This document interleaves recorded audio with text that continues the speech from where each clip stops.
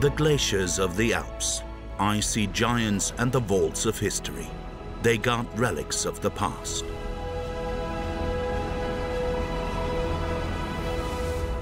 But as a result of climate change, the eternal ice is steadily melting and exposing objects that are simply unique. The traces of history are deep frozen and thus in remarkably good condition. They give researchers important clues about the past.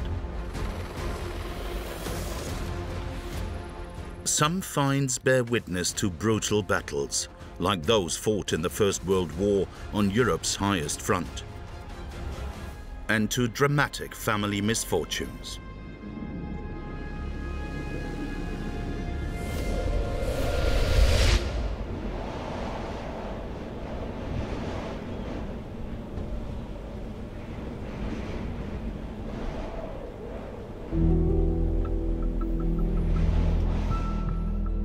You never know from one minute to the next whether a shell is going to tear you apart. If that's God's will, it will happen. I hope and pray to the Lord that I will make it back to my loved ones safe and sound. Words written in his diary on July the 4th, 1915 by soldier Karl Außerhofer in his mountain dugout. A century later, his great-granddaughter, Sigrid Visthaler, is searching for traces that will tell her about her grandfather and everyday life at the front.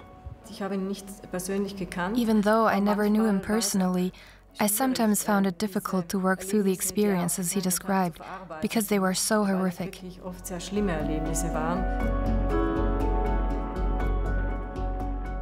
He wrote, for example, of soldiers who committed because they could no longer cope with the situation, and other comrades who died because they didn't have enough to eat. Conditions high up in the mountains were really terrible. In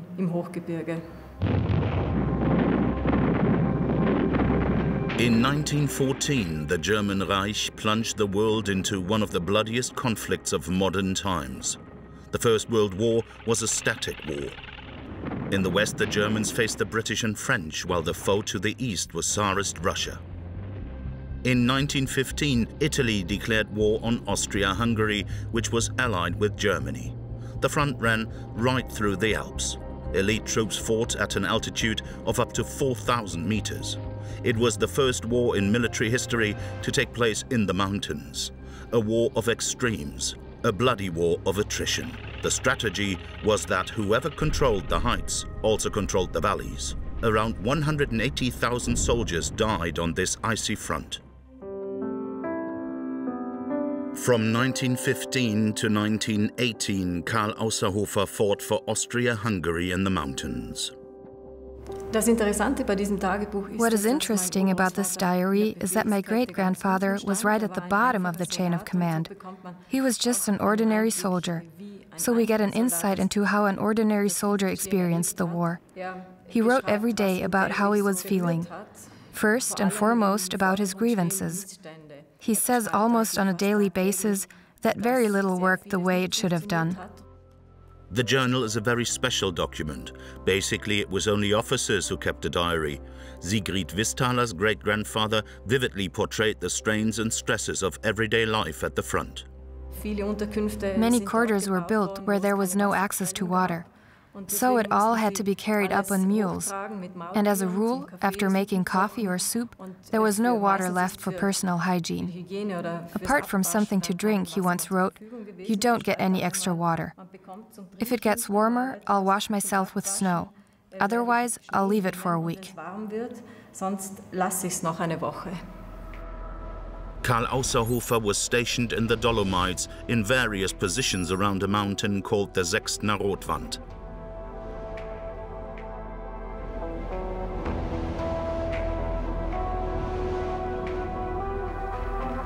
Sigrid Visthaler and her team are on the way to the Elferscharte. As a child, she spent a lot of time in the mountains. A professional historian, up here she has often come across relics of the First World War. This route was already used by soldiers back in those days. This route was a real challenge for the men. Firstly, because it is so steep, and secondly, because it could be seen by the enemy. So, the soldiers taking supplies to their positions also came under fire. For that reason, the men climbed to a height of almost 3,000 meters only at night. At that time, the Elferscharte was of strategic importance. From up here, soldiers were able to see into 2 valleys and control them.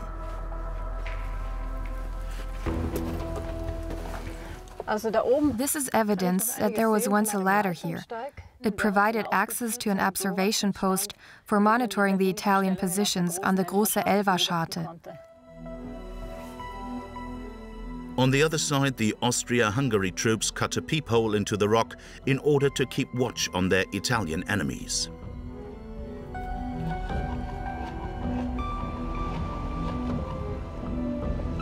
"12 men were on duty in this small cave for 3 weeks at a time.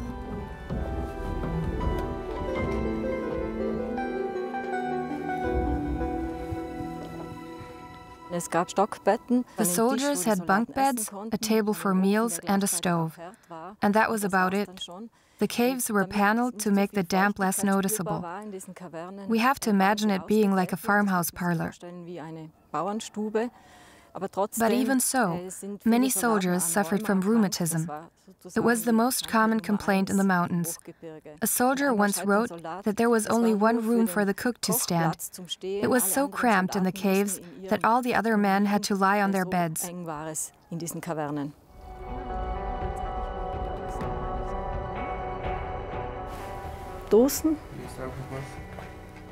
A tin can from Norway, the main supplier to the Austro-Hungarian forces. Karl Ausserhofer described the supply situation in September 1915. The meals are getting worse and worse. There is a shortage of everything, yet the war still drags on. I've had stomachache for days now. You get meat that's tougher than the soles of your boots, and when supplies are scarce, I have to fast for days on end. At an altitude of almost 3,000 meters, in the winter months especially, the weather was sometimes so bad that climbing was impossible. Nor could the material cableway be operated. The troops were then cut off from the outside world for days on end.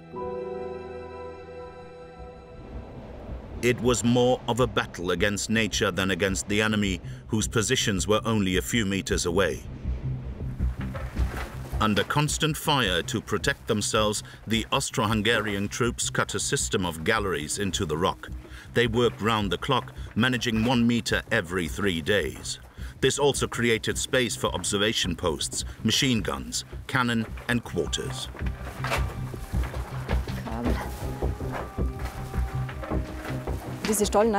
This complex can be regarded as a technical masterpiece. Building a system of galleries at such an altitude was extremely difficult, especially in winter. Everything, every nail and every hammer had to be carried up. To make swift progress, the men worked round the clock. It's so exciting here, because even after 100 years, you can still come across interesting small finds.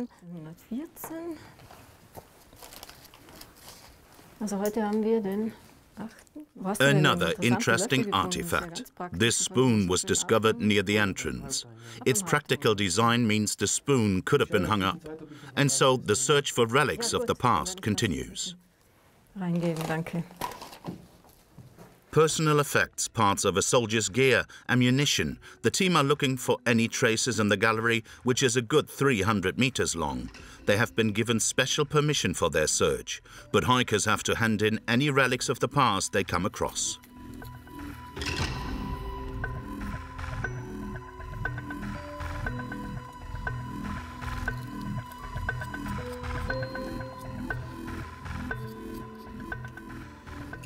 Another find, snow goggles. It's a model they haven't seen before.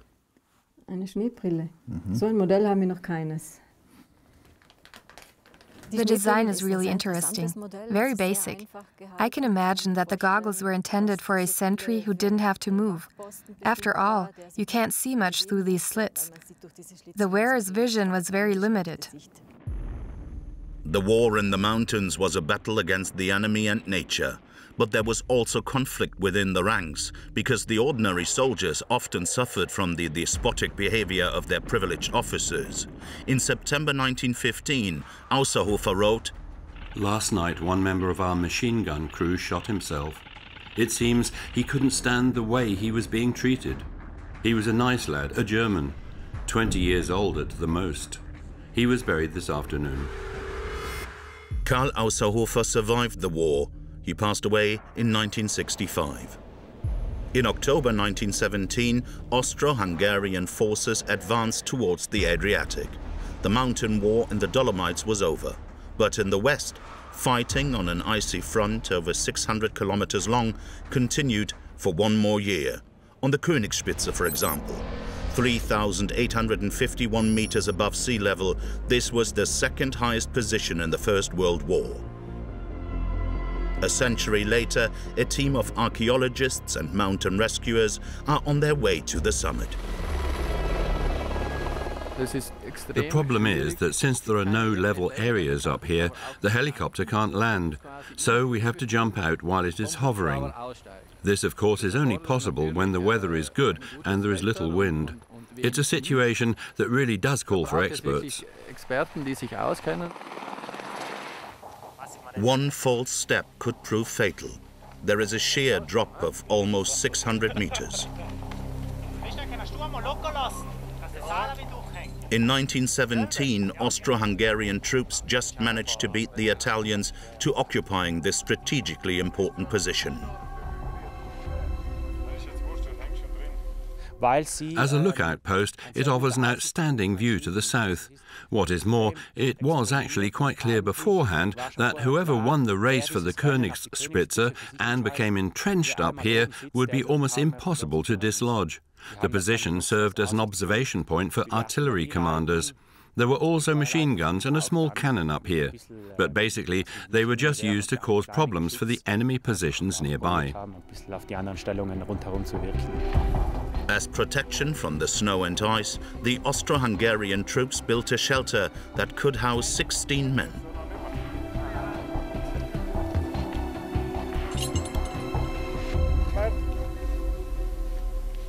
The situation with regard to this hut is truly unique. You won't find anything like it along the entire front. It's midday, and with the sun shining in, this stove is now fully exposed. We need to remove it as quickly as possible. You can see that the shingles are all loose, and the roofing paper behind them is also in a bad state. Down there on the corner below us, it's sticking right out. In the First World War, the men up here had to hold out for 3 weeks. Only then were they relieved. And if the weather was bad, they had to stay for even longer. The team headed by archaeologist Rupert Gietel has discovered some old helmets. Located a short distance away is what used to be the toilet. There are still lots of newspapers and letters lying around. Sadly, the researchers cannot get into the hut itself. This is solid ice. You can easily see all the horizontal layers. In the first few years, the roof wasn't yet leak-proof, and the water slowly seeped in, forming a small layer of ice every year. On the floor, you can make out furniture, stools and chairs. The ice is really clear, but still, you can only see about 20 centimeters into it. A huge block of ice inside the hut. A time capsule. Using different methods, the researchers are trying to get into the hut. But there is a great risk of relics being damaged. The most promising method is a hot air blower, but it will take days for it to thaw everything.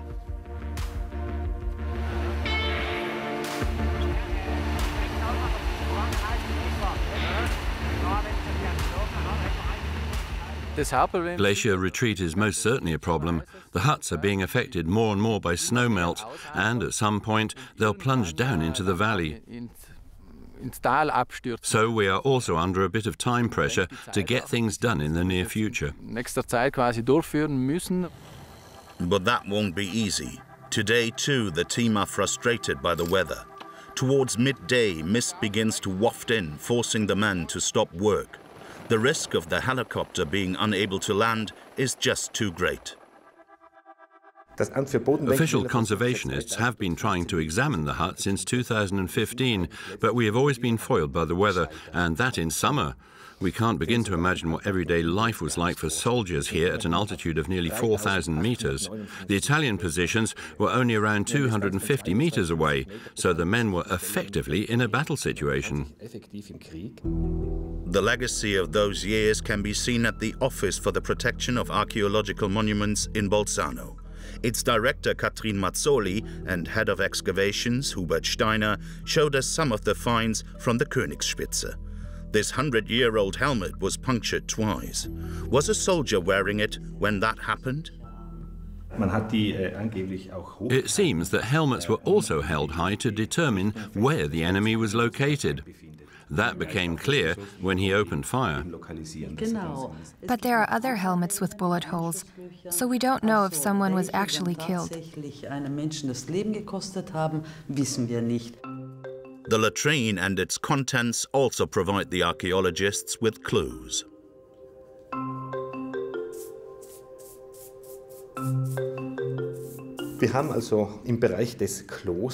In the area around the toilet, we found some toilet paper. Most of it was newspaper. It's amazing that newspapers were taken up to the Königsspitze to help the soldiers pass the time. At some time or other, the newspapers ended up in the toilet. This is the only example so far of an intact toilet with human excrement dating back to the First World War. The excrement preserved by the ice could contain the original pathogens which caused Spanish flu. That would be a sensational find. It would enable scientists to learn more about the devastating epidemic.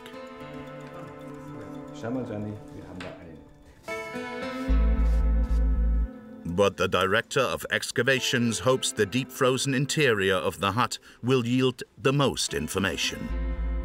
The end of the First World War actually came as a surprise to the Austro-Hungarian troops. They withdrew from one day to the next. Basically, it was the officers who took to their heels first so as not to be taken prisoner. The men made off with nothing more than the clothes they were wearing. Since these positions were abandoned helter-skelter, it's possible that all the equipment inside is still intact, and the hut can be regarded as a kind of time capsule. In the years ahead, the archaeologists hope to unearth more finds on the Königsspitze.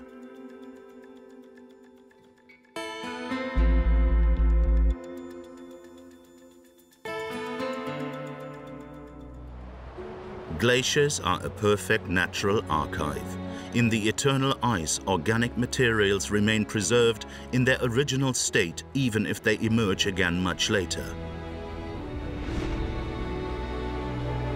It is almost a miracle that archaeologists on the edge of a glacier find any relics at all, because the icy giants push their way down into the valley with enormous force. Only if something is lying protected in a depression is it preserved. Like at the Tiesenjoch, for example.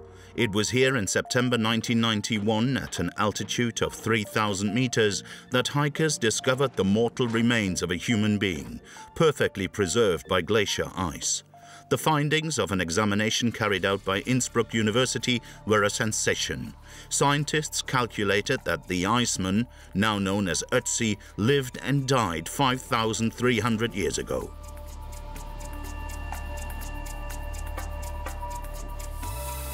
Ötzi opened a door to the past which had previously been closed and made glacier archaeology popular. For a long time, just how Ötzi met his end in the mountains remained a mystery. In 2001, researchers performing a CT scan on the corpse discovered an arrowhead in the shoulder. The Iceman, it seems, met a violent end.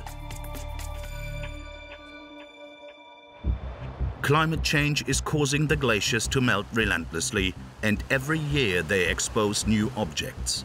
In most cases, they are found by chance by hikers or by the operators of alpine huts. 8 years ago, at an altitude of 2,690 meters on the Lötschen Pass, the ice yielded some unique objects. Like these promising wood fragments from the Bronze Age. Searching nearby, glacier archaeologists then found a mysterious box around 4,500 years old.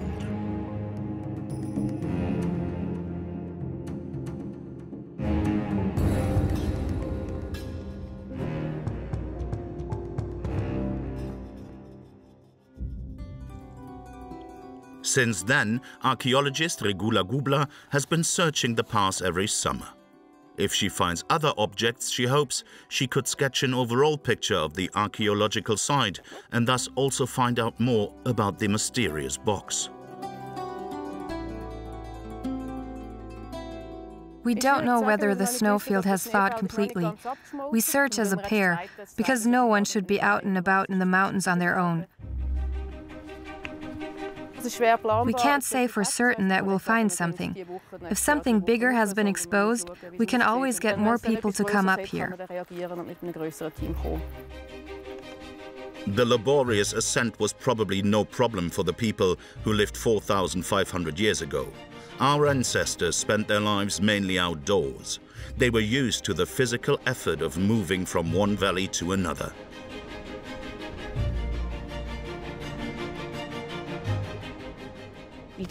Things which have been found prove quite clearly that in the early Bronze Age there was contact between the Valais, the Bernese Oberland and Lakeland, and the Swiss Midlands. These glacier finds indicate certain routes. People used the Grimsel, Lötsche and Saanich passes and the Schniedejoch. The glacier archaeologists are inspecting a snowfield where they discovered Bronze Age finds 7 years ago. Under the snow is a wind-protected depression where people possibly rested.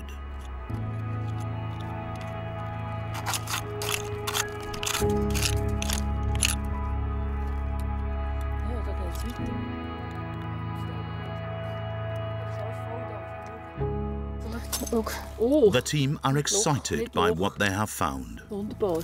Damit abgeschnitten. Gut abgeschnitten. Beidseitig. Beidseitig, hä? Schönes Stück. At this altitude, 500 meters above the tree line, every piece of wood is interesting, because at some time it was brought up here by human hand. It is only thanks to the special conditions in the ice that the organic material was able to survive at all for thousands of years. The finds could only survive so well for thousands of years because of the ice. Since there's no oxygen in ice, the material cannot decompose and actually looks as good as new. But if it lies on the surface for 2 or 3 years, it is ruined. So we have no time to lose. That is why every year valuable artifacts are lost forever.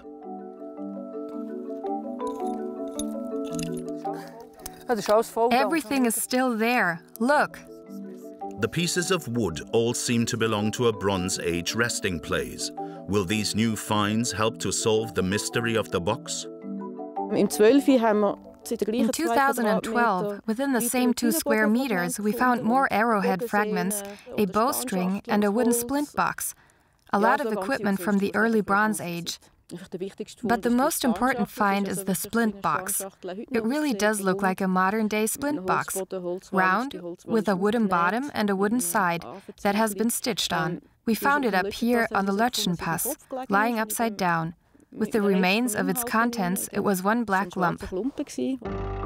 Since the contents of the box were mixed with earth, the scientists quickly dug up the whole block.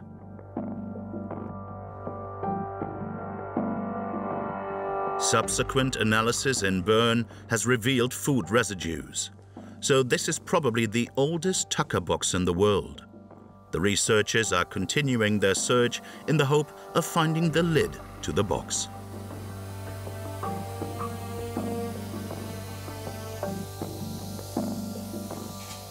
If we knew what the lid looked like, we'd have the first Bronze Age wooden box.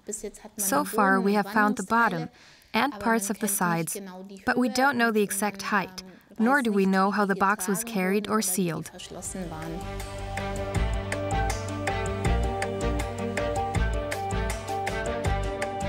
Six years after the box was found, restorer Johanna Klügel is carefully removing small stones and soil residues. but problems have cropped up. In this area, we have organic fibers, raffia fibers, which run into the interior of the block. Naturally, I can only see the surface, but I would like to have the three-dimensional documentation of the structures in the interior. Dokumentation der Strukturen auch im Inneren.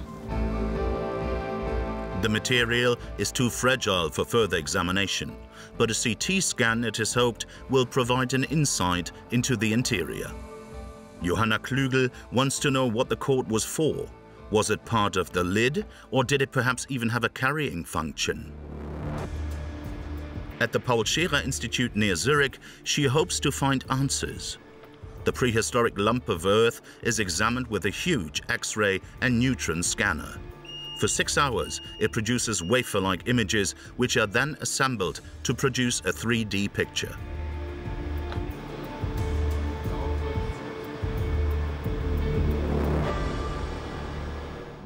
The high-tech analysis is supplemented by another, totally different research method of experimental archaeology. Karl Bühler has specialized in the design of splint boxes and is regarded as a real master of his trade. He's come here for some shingles. Du, wir können Schingli machen. Ja, ja. Da darf ich etwas auslesen. Ja. At this mountain farmer's, Bühler finds the ideal material for reconstructing the tucker box. Thin shingles made of pine. In the mountains, of course, you have mountain wood, pine, fine-grained pine. It has to be linear, easy to bend, so it's not good if the wood is knotty or wavy. To give the solid wood the required shape, Bühler works it until it is wafer thin. In order to provide the archaeologists with information on the construction of the box, he tries only to use primeval tools. I was certainly motivated by the question of how people could have done all that over 4,000 years ago without the use of modern tools. Instead of clamping tongs and vices, we made brackets.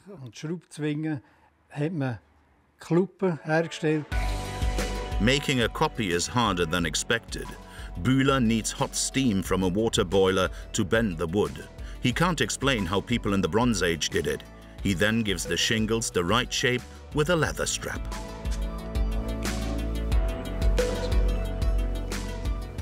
I imagined that 4,000 years ago they must somehow have used a log as a mould. The thin part at the top, which has a broader diameter, is for the lid. As you can see, I'm using thin shingles. Bühler suspects that the tucker box had a lid made of chipping. Because they are light, containers like this have been highly popular in the region for centuries. After nearly a year of preparation and a lot of fiddling, the replica of the 4,200-year-old box from the Lötschen Pass is ready.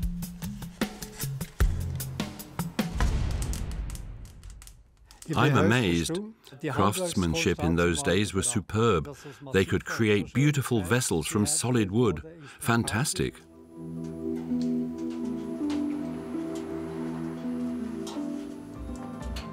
Back to the archaeological service in Bern. 3 weeks after the CT scan, the 3D image of the contents of the tucker box can be analyzed. Originally, I thought that here the cord continued. Die Schnur weiterläuft. Es ist halt in dem Sinne eine spannende Stelle, weil die Schnur wirklich hier mit dieser... But in fact, it is held here with stitching. That is fairly clear. You can see that it ends here in a coil consisting of raffia fibers. And the big question is, what sort of a function did this cord, this coil have? Was it part of a fastener for the wooden box or not? The object from the glacier ice remains a mystery, and analysis of the CT image raises further questions, because the restorer has made a surprising discovery. What are arrowheads doing in the direct vicinity, or actually inside the wooden box? A box which actually contained food. Diese Holzschachtel, in der man eigentlich Lebensmittel gefunden hat. Even though questions remain for archaeologists like Regula Gubler, scans like this are an important tool for finding out how our alpine ancestors might have lived. It helps us understand what we have found there. As we suspected, they are fragments of the sides of the box.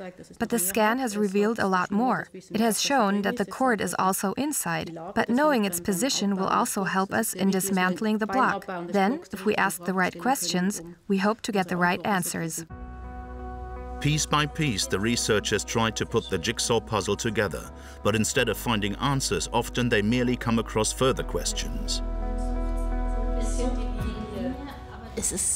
Basically, it's detective work. You rarely find solid proof.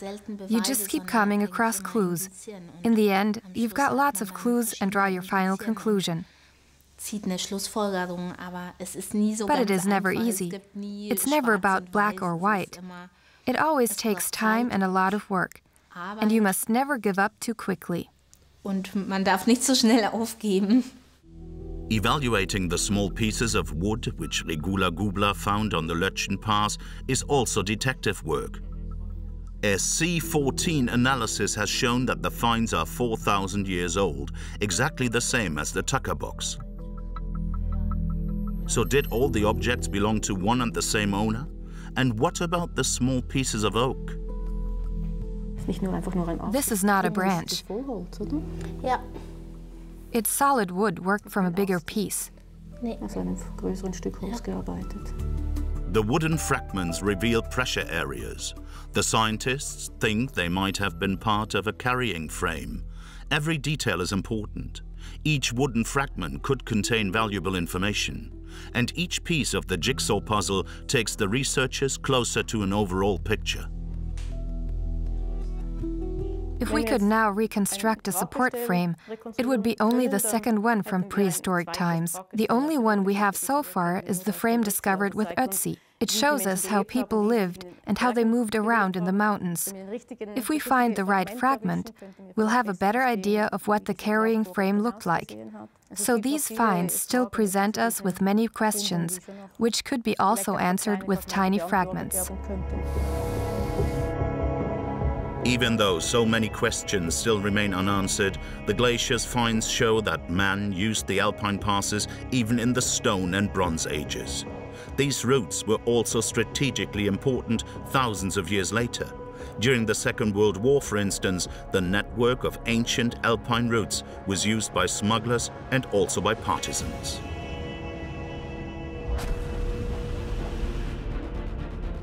To avoid the static entrenchment of the First World War, the Germans engaged in mobile warfare. It was only towards the end of the Second World War that the Alps played a role, when Allied bomber formations had to fly over them. Researchers have found traces of this page of history on the Umbalkäs Glacier in the eastern Tyrol.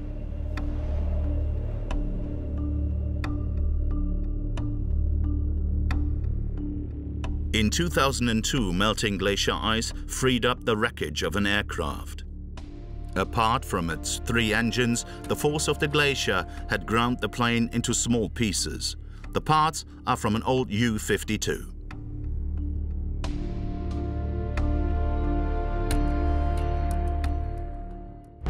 For many years, the 3-engined Junkers was one of the world's most popular commercial aircraft.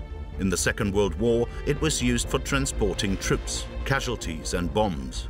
It was given the trivializing nickname of Aunt You. When France capitulated in 1940, the Nazis had occupied half of Europe. In September of that year, their Italian allies launched their Africa campaign.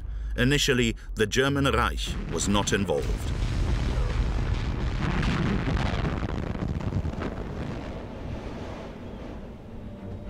Let's go.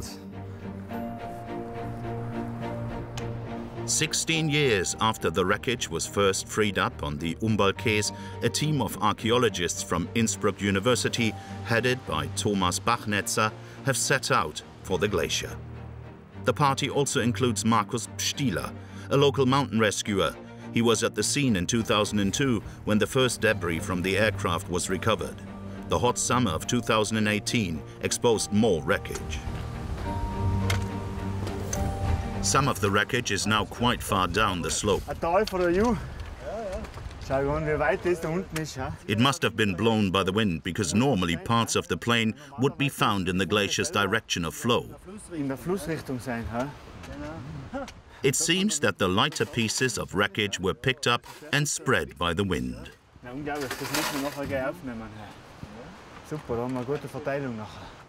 The team want to find out exactly how the U-52 came to end up in the glacier. The region has always been full of stories about the mysterious aircraft. The team probably won't be able to secure everything, so the spot has been marked with GPS. But since they can't be up here all the time, some other parts that are bound to be lying around will inevitably be lost.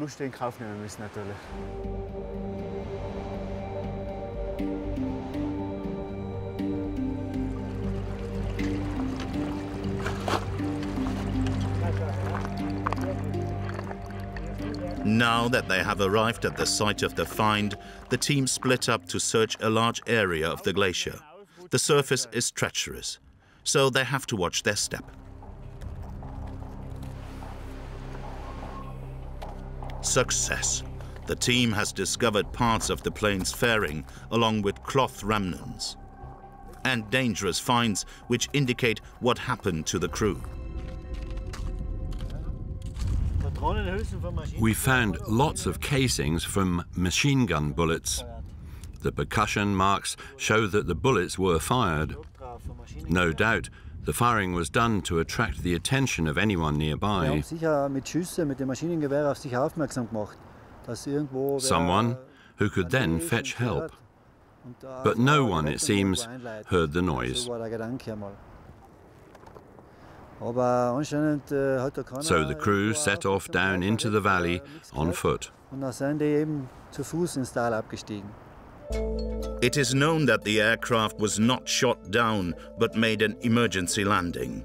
The radio operator was seriously injured. That is why 2 other men on board attempted the dangerous descent. To find out more about the aircraft and its crew, Thomas Bachnetzer is looking for personal effects. They all had their personal effects with them. We have found the plane itself, at least parts of it. But who flew it? And what was on board when the crew made the emergency landing? We hope to uncover some great stories.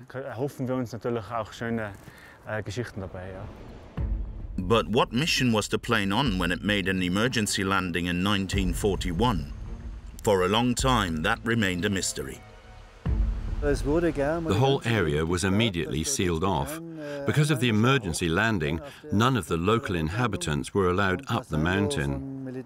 Troops then climbed to the site and, it seems, took everything of importance out of the aircraft. So what was so special about the plane? These metal parts could be the reason for all the secrecy. Was the aircraft carrying a mysterious freight that was too heavy to remove?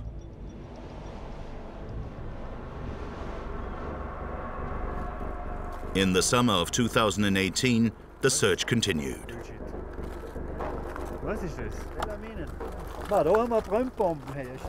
The team have found incendiaries scattered all around. That means they'll have to call in military specialists. Ja, na unglaublich. Da müssen wir mit Minungsdienst rufen, oder was?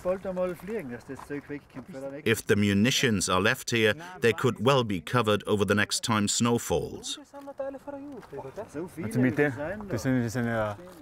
The incendiaries are filled with phosphorus, and if the detonators are still intact, the bombs could explode on contact.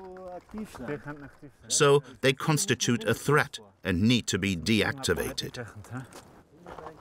It's also mysterious.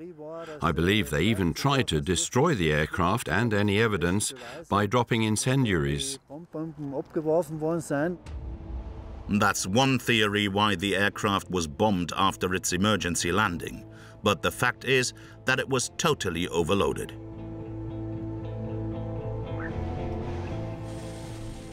2 weeks after the incendiaries were discovered, a special unit of the Austrian armed forces recovered the dangerous legacy. The bombs are still highly dangerous even today.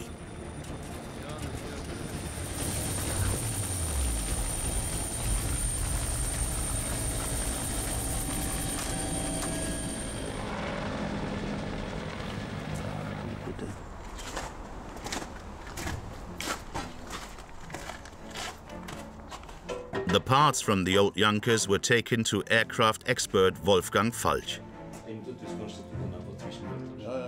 He and his team have spent 8 years trying to solve the mystery.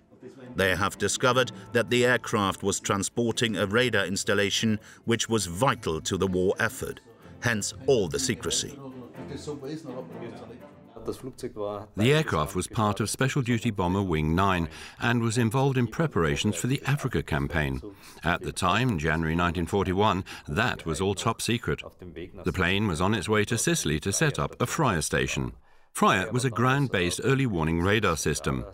The reason why our Junkers 52 from the Umbalkes was so overloaded was because it was carrying not only the equipment but also the staff needed at the location. And that's why so many radio operators and technicians were on board. Taken in 1941, this photo shows some of the crew on the glacier. On February 11, 1941, German troops landed in Africa. The Nazis needed the radar installation for monitoring Allied shipping off the coast, so the plane was on a top-secret mission. But what about the incendiaries? The wreckage of the plane was clearly visible from the air, so it was probably just a chance target for Allied bombers who then got rid of their load.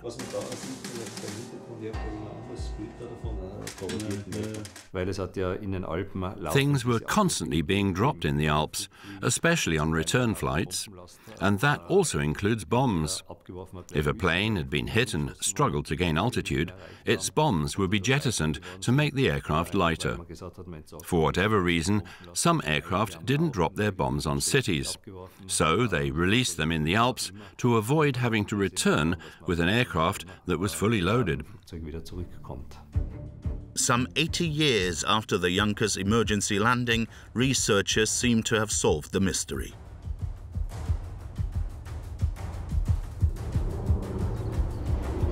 The pilot wasn't familiar with the region and his aircraft was overloaded, hence the crash landing. Snow and a fuselage, which had been heated up by the sun, caused the plane to sink into the ice. 62 years later, it re-emerged 2 kilometers further down. An emergency landing, bombs, and pure chance. But chance can tell us a lot about what happened in the Second World War. A discovery in the Bernese Alps dates back to the same time.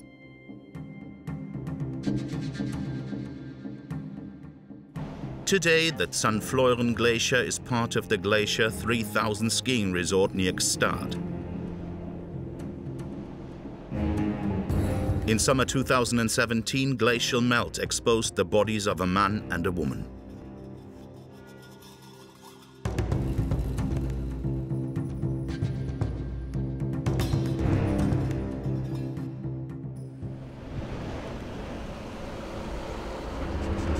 The macabre find was made by the driver of a snow groomer as he was heading back from the bottom end of the glacier.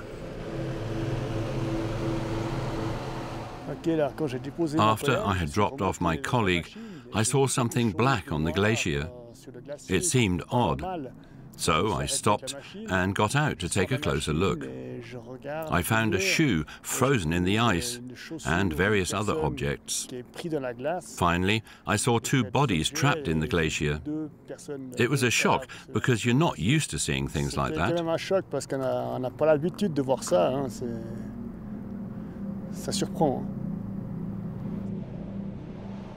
Accompanied by his boss, Bernard Channen, a year later, Jan have revisited the site. C'est juste ici. Il reste encore des bouts de tissu là. Ah oui. They found the spot and also come across some cloth remnants. There is also something else sticking out. Pas mal de choses là. Par contre, le trou là, c'est bien bouché. On voit plus rien. It turns out to be a wooden button. Là, il y a aussi quelque chose d'intéressant. Ça ressemble à un bouton. Un bouton en bois. Once again, traces have been found. Human remains, clothing, and equipment. The men had a strong suspicion even when the initial find was made. The colleague who was with Jan remembered the story, which was quite well known, of a man who had been out on the glacier looking for his parents. And then the head of the ski patrol team told me straight away that the bodies had been dead for a long time. Could it have been the corpses of Francine and Marceline Dumoulin? The couple were last seen on August the 15th, 1942. Only their two daughters are still alive. They have moved back to their home village of Savières in Valais.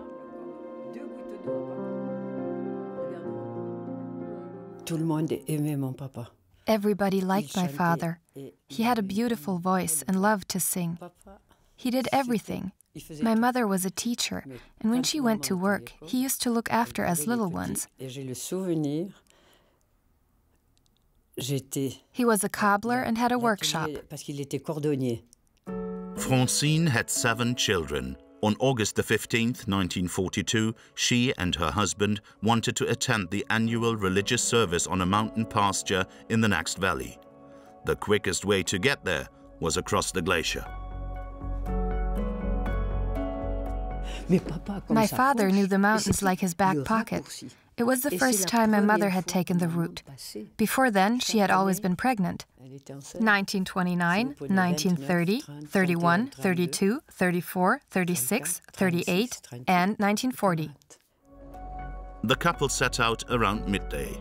The weather was fine, but suddenly, as often happens in the mountains, it changed.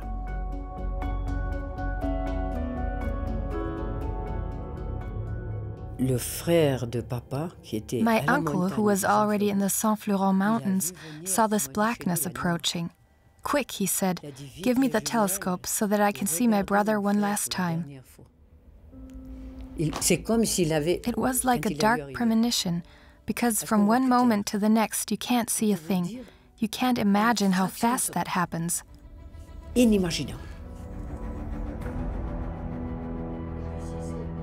The children were put in the care of various relatives. Marceline Dumoulin never gave up hope of finding her parents.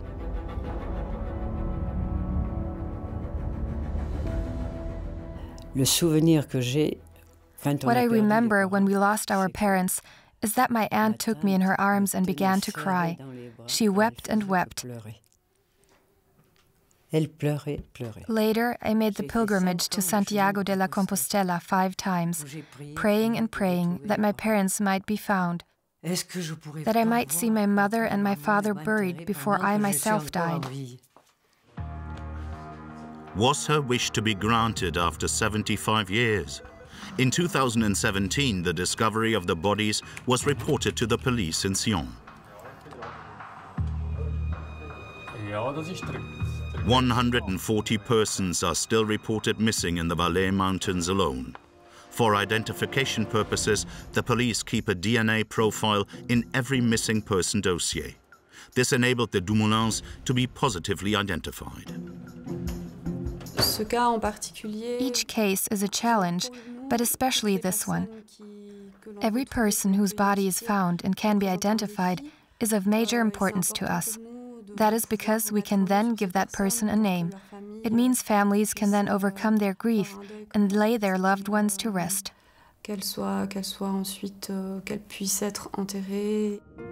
For Marceline Dumoulin, a long-cherished wish has been fulfilled. The day of the funeral was not a sad day for her.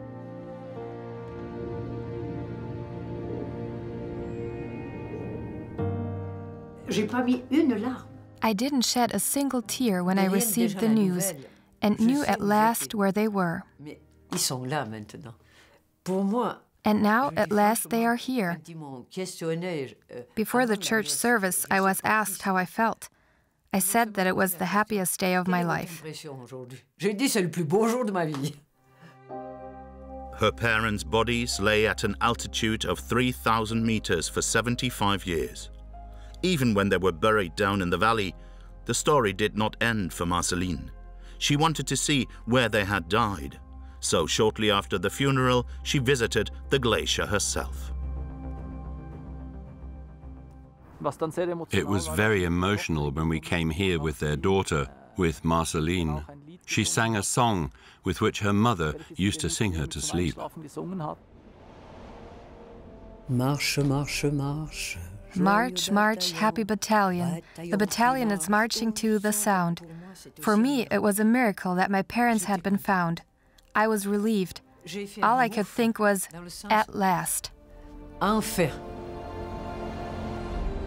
No one knows how many relics of the past are still slumbering in the eternal ice. Archaeologists are still hoping for further sensational glacier finds, because the frozen secrets show that prehistoric man was in a position to survive in the high Alps much earlier than researchers had thought possible. Scientists had long underestimated our ancestors' capabilities.